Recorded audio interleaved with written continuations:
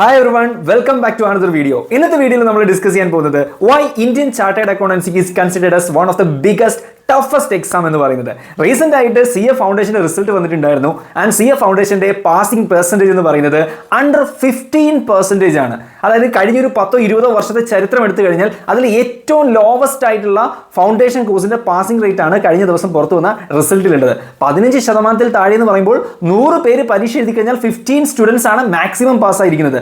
Total 91,000 something ആൾക്കാരാണ് exam attend ചെയ്തത്. അതിൽ 13,749 കുട്ടികൾ മാത്രമാണ് 91,000-ൽ വെറും 13,000 ആൾക്കാർ മാത്രമാണ് പാസ്സായതെന്ന് പറയുമ്പോൾ തന്നെ എത്രത്തോളം എക്സ്റ്റെൻസീവ് ആയിട്ടുള്ള ടഫ് ആയിട്ടുള്ള ബുദ്ധിമുട്ടേറിയ ഒരു കോഴ്സാണ് CA എന്ന് നമുക്ക് മനസ്സിലാക്കാൻ സാധിക്കും.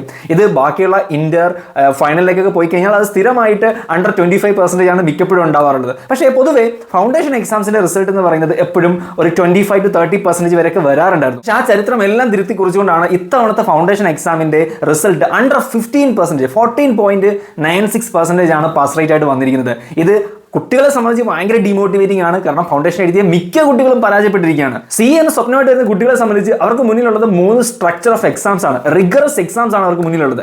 അതിൽ foundation level, intermediate level and final exams. ഇതിനിടയ്ക്ക് 3 വർഷത്തെ ആർട്ടിക്കിൾഷിപ്പ് കൂടിയുണ്ട്. ഇത്രയും വലിയൊരു എക്സാം സ്ട്രക്ചറിലേക്ക് കാലെടുത്ത് വെക്കുന്ന സ്റ്റുഡൻസിനെ സംബന്ധിച്ച് അവർക്ക് താരതമ്യേന കുറച്ചുകൂടി എളുപ്പമായിട്ടുള്ളതും പാസ്സാവാൻ ചാൻസ് കൂടുതലുള്ളതുമായിട്ടുള്ള ഘട്ടമാണ് CA ഫൗണ്ടേഷൻ എന്ന് പറയുന്നത്. നിങ്ങൾ ഡിഗ്രിക്ക് ശേഷമാണ് BCom ഒക്കെ പഠിച്ചതിന് ശേഷമാണ് വരുന്നതെങ്കിൽ നിങ്ങൾക്ക് ഫൗണ്ടേഷൻ എക്സാം എഴുതേണ്ട ആവശ്യമില്ല. ഡയറക്റ്റ് ഇന്ററിലേക്ക് രജിസ്റ്റർ ചെയ്യുന്നതാണ്. എന്നാൽ +2 കഴിഞ്ഞ് CA എന്ന സ്വപ്നമായിട്ട് വരുന്ന കുട്ടി തീർച്ചയായിട്ടും ഫൗണ്ടേഷൻ എക്സാംസ് എഴുതിയിരിക്കണം. ആ ഫൗണ്ടേഷൻ എക്സാമിലാണ് മെജോറിറ്റി ആൾക്കാരും 85% ഓഫ് സ്റ്റുഡൻസ് ഫെയിൽ ആയിരിക്കുന്നത്. സോ ഇൻ ദിസ് വീഡിയോ നമ്മൾ നോക്കാൻ പോകുന്നത് എന്തുകൊണ്ട് CA ഇത്രയ്ക്ക് ടഫ് ആണ് എന്നുള്ളതാണ്. CA ടഫ് ആണെന്ന് പറയാനുള്ള പ്രധാനപ്പെട്ട റീസൺ, ഒന്നാമത്തെ പോയിന്റ് റിഗറസ് ആയിട്ടുള്ള എക്സ്റ്റെൻസീവ് ആയിട്ടുള്ള എക്സാം കരിക്കുലവും സിലബസും എക്സാം പാറ്റേണുമാണ്. സിലബസിനെ പറ്റി പറയുകയാണെങ്കിൽ ഈ ഫൗണ്ടേഷൻ, ഇന്റർമീഡിയറ്റ്, ഫൈനൽ ഈ 3 കാറ്റഗറി ഓഫ് എക്സാംസ് എടുത്താൽ പോലും ഇവിടെയെല്ലാം വാസ്റ്റ് ആയിട്ടുള്ള സിലബസ് ആണുള്ളത്. ഒരുപാട് കാര്യങ്ങൾ ഡീപ്പായിട്ട് പഠിക്കേണ്ടി വരും. അതായത് ചെറിയ രീതിയിലുള്ള പഠനമൊന്നുമല്ല, വളരെ അഡ്വാൻസ്ഡ് ലെവലിലുള്ള പ്രൊഫഷണൽ നോളജ് ആണ് അക്വയർ ചെയ്യുന്നത്. അതുകൊണ്ട് തന്നെ കുട്ടികളെ സംബന്ധിച്ച് അത് കുറേയധികം ടൈം കൺസ്യൂമിംഗ് ആയിരിക്കും, വളരെയധികം വലിയ എഫേർട്ടും ഇടേണ്ടതായിട്ട് വരുന്നുണ്ട്.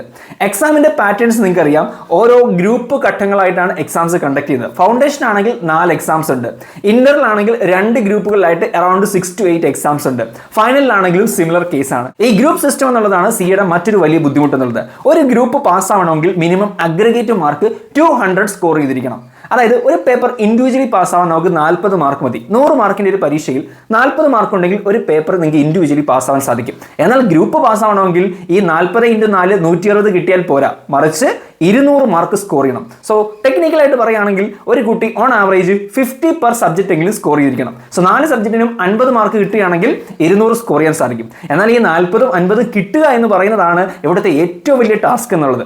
കാരണം നോർമലി സ്കൂളിൽ പഠിക്കുമ്പോഴും കോളേജിൽ പഠിക്കുമ്പോഴും മറ്റു കോഴ്സുകളൊക്കെ ചെയ്യുമ്പോൾ നമുക്കറിയാം അത്യാവശ്യം ബ്രൈറ്റ് ആയിട്ടുള്ള സ്റ്റുഡന്റ് ആണെങ്കിൽ 75 to 95% വരെ സ്കോർ ചെയ്യാനുള്ള ഒരു സാധ്യതയുണ്ട്. But when it comes to CA 75% ഒക്കെ പറയുന്നത് വളരെ വളരെ റയർ ആയിട്ട് മാത്രം സംഭവിക്കുന്ന ഒരു കാര്യം. അതുകൊണ്ട് തന്നെ പാസ് റേറ്റ് വളരെ കുറവാണ്. ഈ ഗ്രൂപ്പ് സിസ്റ്റത്തിൽ പലപ്പോഴും കുട്ടികൾ ഒരു ട്രാപ്പിൽ അകപ്പെട്ടു പോകാൻ സാധ്യതയുണ്ട്, ഒരു ലൂപ്പ് സംഭവിക്കാൻ സാധ്യതയുണ്ട്. കാരണം ഒരു കുട്ടി 3 വിഷയങ്ങൾക്ക് 59 മാർക്ക് സ്കോർ ചെയ്തെന്ന് വിചാരിക്കുക, 59, that is pretty impressive score. പക്ഷേ ഒരു സബ്ജക്റ്റിന് 40 കിട്ടിയില്ല, 39 ആയെന്ന് വിചാരിക്കുക, 39 ഔട്ട് ഓഫ് 100. അങ്ങനെയാണെങ്കിൽ ആ കുട്ടി ഒരു സബ്ജക്റ്റ് ഫെയിൽ ആവുന്നു. എന്നാൽ 59 മാർക്സ് ആണ് ബാക്കി 3 സബ്ജക്റ്റിനുള്ളത്. ടോട്ടൽ കൂട്ടുമ്പോൾ 200+ വരുമായിരിക്കും, പക്ഷേ ഗ്രൂപ്പ് ക്ലിയർ ആവുന്നില്ല. 60 എബോവ് വാങ്ങിച്ചാൽ മാത്രമാണ് ആ സബ്ജക്റ്റിന് നമുക്കൊരു എക്സംഷൻ കിട്ടുന്നതും ആ സബ്ജക്റ്റ് പിന്നീട് എഴുതണ്ടെന്ന് ICAI പറയുന്നത്. സോ 60 എബോവ് സ്കോർ ചെയ്യുക എന്ന് പറയുന്നത് വളരെ അഗെയിൻ ബുദ്ധിമുട്ടാണ്, റയറായിട്ട് മാത്രം സംഭവിക്കുന്ന കാര്യമാണ്. വളരെ നന്നായിട്ട് ഏറ്റവും അടിപൊളിയായിട്ട് നിങ്ങളൊരു 100-ൽ 100 കിട്ടുമെന്ന പ്രതീക്ഷയിലൊക്കെ എഴുതി കഴിഞ്ഞാൽ ഒരു പരീക്ഷയ്ക്ക് മാത്രമായിരിക്കും 60 ലെവലിലൊക്കെ റേഞ്ച് കിട്ടുക. അതുകൊണ്ട് തന്നെ 59 പോലുള്ള വലിയ മാർക്ക് കിട്ടിയാലും ഒരു സബ്ജക്റ്റ് ഫെയിൽ ആയി കഴിഞ്ഞാൽ നിങ്ങൾ ആ ഗ്രൂപ്പ് മുഴുവൻ റിപ്പീറ്റ് ചെയ്യേണ്ട ഒരു സാഹചര്യമുണ്ട്. സോ പലപ്പോഴും പല കുട്ടികളും ഇങ്ങനെയുള്ള ഈ ലൂപ്പിൽ പെട്ട് കണ്ടിന്യൂസ് ആയിട്ട് റിപ്പീറ്റ് ചെയ്ത് സമയം കളയുന്ന സാഹചര്യങ്ങൾ ഉണ്ടാവാറുണ്ട്. ഇനി ഗ്രൂപ്പ് സിസ്റ്റം ഒരു ഘട്ടത്തിൽ മാത്രമല്ല, അത് തുടക്കത്തിൽ ഫൗണ്ടേഷനിലുണ്ട്, ഇന്ററിലുണ്ട്, ഫൈനലിലും ഉണ്ട്. ഇതിനിടയിൽ സംഭവിക്കുന്ന മറ്റൊരു കാര്യമാണ് 3 വർഷം നീണ്ടു നിൽക്കുന്ന ആർട്ടിക്കിൾഷിപ്പ് എന്ന് പറയുന്നത്. ഇന്റർ പാസ്സായി കഴിഞ്ഞാൽ നിങ്ങൾക്ക് ആർട്ടിക്കിൾഷിപ്പ് കമ്പൽസറി ആണ്. രജിസ്റ്റർ ചെയ്ത് ഒരു ജെനുവൻ രജിസ്റ്റേർഡ് ചാർട്ടേഡ് അക്കൗണ്ടന്റിന്റെ അണ്ടറിൽ നിങ്ങൾ വർക്ക് ചെയ്യണം. തീർച്ചയായിട്ടും അതൊരു പ്രാക്ടിക്കൽ എക്സ്പീരിയൻസ് തന്നെയാണ്. നിങ്ങൾ പഠിക്കുന്ന ഒരു സമയമാണ് ആക്ച്വലി ആ ഒരു ആർട്ടിക്കിൾഷിപ്പ് പീരീഡ് എന്ന് പറയുന്നത്. പക്ഷേ ഒരു സ്റ്റുഡൻറ്റിനെ സംബന്ധിച്ച് ഈ ആർട്ടിക്കിൾഷിപ്പ് എന്ന് പറയുന്നത് വളരെയധികം ടഫാണ്, ബുദ്ധിമുട്ടാണ്. കാരണം വലിയ വരുമാനമൊന്നും ഉണ്ടാകില്ല. സ്റ്റൈഫൻഡ് എന്ന പേരിൽ വളരെ തുച്ഛമായ തുക മാത്രമേ കിട്ടുന്നുണ്ടായിരിക്കുള്ളൂ. ആ സമയത്ത് ആ ചാർട്ടേഡ് അക്കൗണ്ടിന്റെ കീഴിൽ വരുന്നിട്ടുള്ള എല്ലാ വർക്കുകളും ഒരുവിധപ്പെട്ട മെജോറിറ്റി വർക്ക്സും ഈ ചാർട്ടേഡ് അക്കൗണ്ടന്റ് ആർട്ടിക്കിളായിട്ട് നിൽക്കുന്ന ആൾ ചെയ്യേണ്ടതാണ്. അതിലൂടെ പണി പഠിക്കും എന്നുള്ളൊരു ഫാക്റ്റാണ്. പക്ഷേ ആ ഒരു 3 വർഷ കാലയളവ് is A very challenging period. പല സ്റ്റുഡൻസും ചെയ്യുന്ന ഒരു കാര്യം ഇന്റർ പാസ്സായിട്ട് ഈ ആർട്ടിക്കിൾഷിപ്പ് ചെയ്തുകൊണ്ടിരിക്കുന്ന സമയത്ത് തന്നെ മറ്റെന്തെങ്കിലും ജോലി നോക്കിയിട്ട് ആ ജോലിയിലേക്ക് കയറാൻ ശ്രമിക്കും. കാരണം ഈ 3 ഇയേഴ്സ് എന്നുള്ളത് ഒരു ഹ്യൂജ് നമ്പർ ഓഫ് ഇയേഴ്സ് ആണ്, അല്ലെങ്കിൽ വലിയൊരു പീരീഡ് ആണ്. അപ്പോൾ അത്രയും സമയം ഡെഡിക്കേറ്റഡ് ആയിട്ട് സ്പെൻഡ് ചെയ്യുക എന്ന് പറയുന്നതും കുറച്ച് ടഫാണ്. ഇതിനിടയിൽ നമ്മുടെ personal life, personal interest, family life, ഇതൊക്കെ നമ്മൾ മാനേജ് ചെയ്ത് ബാലൻസ് കൊണ്ടുപോകാന്ന് പറയുന്നതും it's very challenging. Once you complete your articleship then you can apply for the final exam. ഫൈനലും 2 ഗ്രൂപ്പുകളിലായിട്ട് 6 to 8 എക്സാംസ് ഉണ്ട്. അതിൽ ഓപ്ഷണൽ സബ്ജക്ട്സ് ഒക്കെ ഉണ്ട്.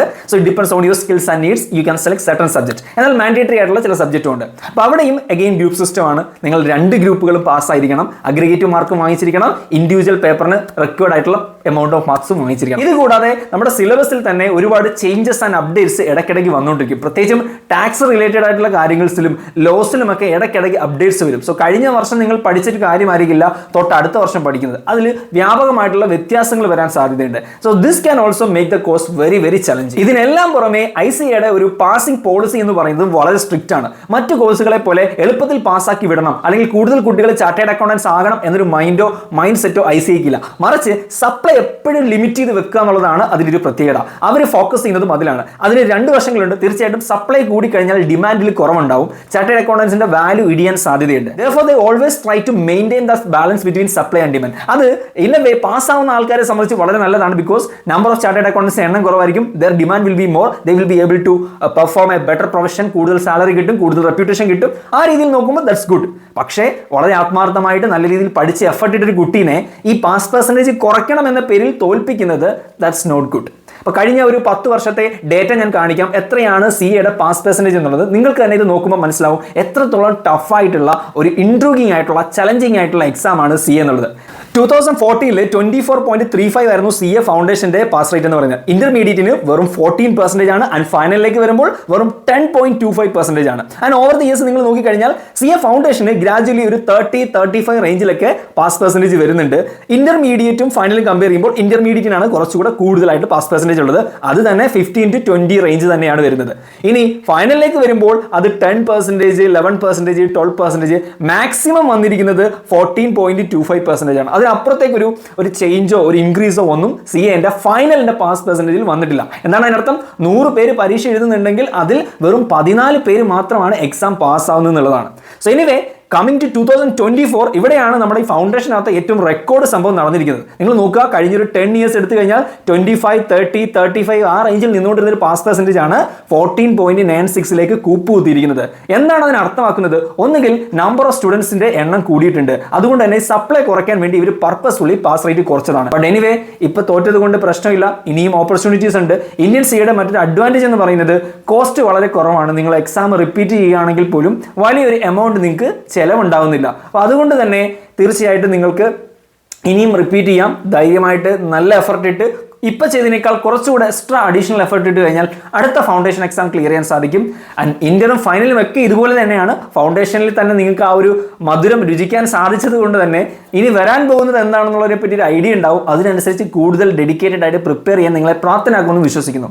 എന്തായാലും ഇത്രയൊക്കെ ബുദ്ധിമുട്ടുകൾ ഉണ്ടെങ്കിലും ഇത്രയൊക്കെ ടഫ് ആണെങ്കിലും ചലഞ്ചിങ് ആണെങ്കിലും end of the day if you pass CA, നിങ്ങൾക്ക് CA പാസ്സാവാൻ പറ്റുകയാണെങ്കിൽ നിങ്ങളുടെ കരിയറിൽ പിന്നെ നിങ്ങൾക്ക് തിരിഞ്ഞു നോക്കേണ്ടി വരുന്നില്ല എന്നുള്ളതൊരു വസ്തുതയാണ്.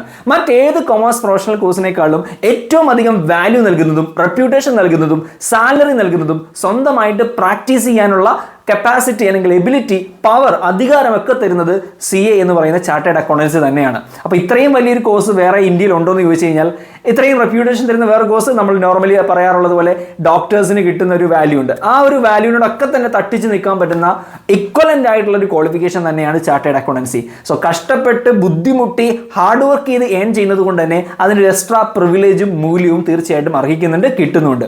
സോ എന്തായാലും CA സ്റ്റുഡൻസ് ആണ് നിങ്ങളെങ്കിൽ അല്ലെങ്കിൽ CA പഠിക്കാൻ ആഗ്രഹിക്കുന്ന ആളുകൾ ആളുകളാണ് നിങ്ങളെങ്കിൽ ഈ വസ്തുതകളൊക്കെ മനസ്സിലാക്കി അതിനനുസരിച്ച് എക്സാമിൻ്റെ ആ ഒരു സ്ട്രക്ചറും ബുദ്ധിമുട്ടും എല്ലാം മനസ്സിലാക്കിയിട്ട് വേണം CA എക്സാമിലേക്ക് ഇറങ്ങിത്തിരിക്കുകയാണെങ്കിൽ നിങ്ങളുടെ മാക്സിമം എഫേർട്ട് ഇട്ട് അത് പാസ്സായിട്ട് തന്നെ തിരിച്ചിറങ്ങാൻ ശ്രമിക്കുക. പകുതി വെച്ച് വീണ് പോകരുത്. ഇന്ന് നമ്മൾ കാണുന്ന പല CA-ക്കാരും ചിലപ്പോൾ 4-5 വർഷമായിരിക്കില്ല, 7, 8, 9, 10 വർഷമൊക്കെ എടുത്തിട്ടായിരിക്കും ചിലപ്പോൾ പാസ്സായിട്ടുണ്ടാവുക. But still it is worth it എന്ന് നമുക്ക് ഉറപ്പിച്ച് പറയാൻ സാധിക്കും. സോ ഈ ഒരു വിഷയവുമായിട്ട് ബന്ധപ്പെട്ട് നിങ്ങളുടെ അഭിപ്രായങ്ങൾ കമന്റ് ബോക്സിൽ പങ്കുവയ്ക്കുമല്ലോ. മറ്റൊരു വീഡിയോയിൽ വീണ്ടും കാണാം. താങ്ക്